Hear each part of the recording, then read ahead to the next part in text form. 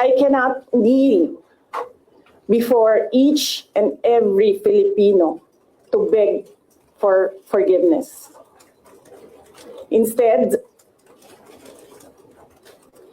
I offer my life, my strength, and my future in the service of our nation.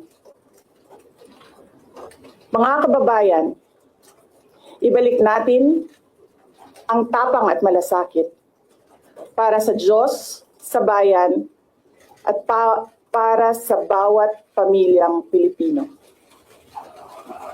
Ako si Sara Duterte, tatakbo bilang Pangulo ng Pilipinas.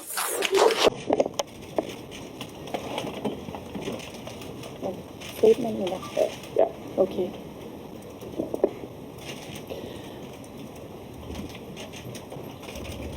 Assalamualaikum warahmatullahi wabarakatuh. Madayaw ug maayong adlaw kaninyong tanan. Magandang araw sa inyo lahat. Proverbs 19 verse 21 states, "Many are the plans in a person's heart, but it is the Lord's purpose that prevails." It took me 47 years to understand that my life was never meant to be only mine. Unlike others, I may not have been born just to chase happiness.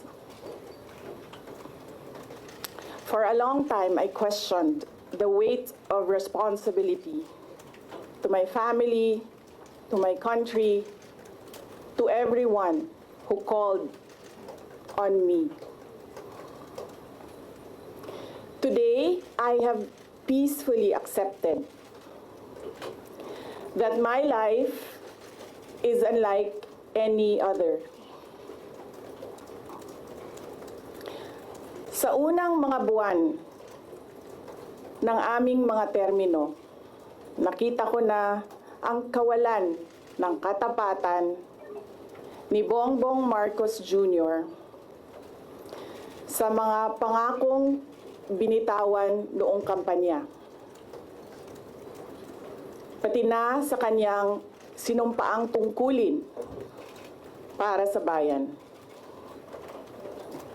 Dahil hindi ko kinaya na maging bahagi ng 2025 national budget na tadtad ng katiwalian, pinili kong umalis sa kabinete kahit alam ko na mula pa noong 2023 na ang magiging kapalit ay ang aking impeachment. Mga kababayan, humihingi ako ng paumanhin. Patawad kung tinulungan ko mahalal si BBM bilang Pangulo ng ating bansa.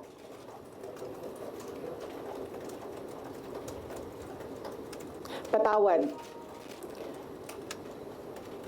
kung hanggang ngayon ay marami pa ring Pilipino ang nalulunod sa baha ng dahil sa malawakang korupsyon.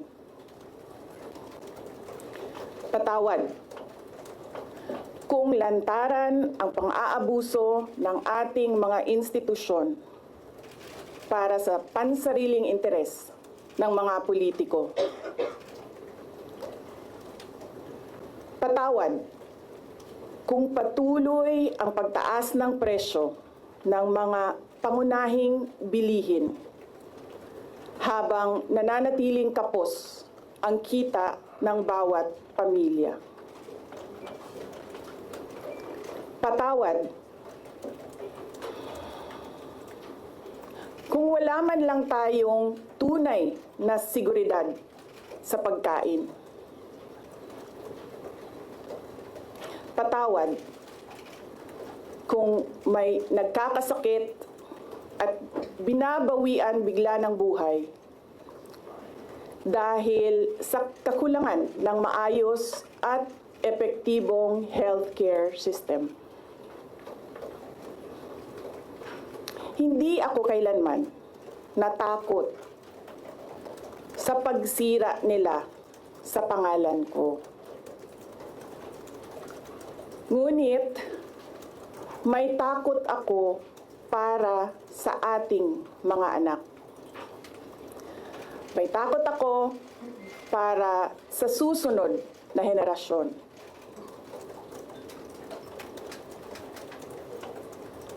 May takot ako para sa mga kababayan nating walang bahay sa ibang bansa. Walang pangalawang pasaporte, walang ibang matatakbuhan kundi ang Pilipinas. Kahit ito'y patuloy na nalulugmok sa kahirapan. Na ako'y kahadlok, nga moabot ang adlaw na dawaton na lang nato ang kapobrehon isip kapalaran. Nga maanad na ta sa sayop, nga mawad-an na lang ta og paglaom. Og labaw sa tanan na ako'y kahadlok,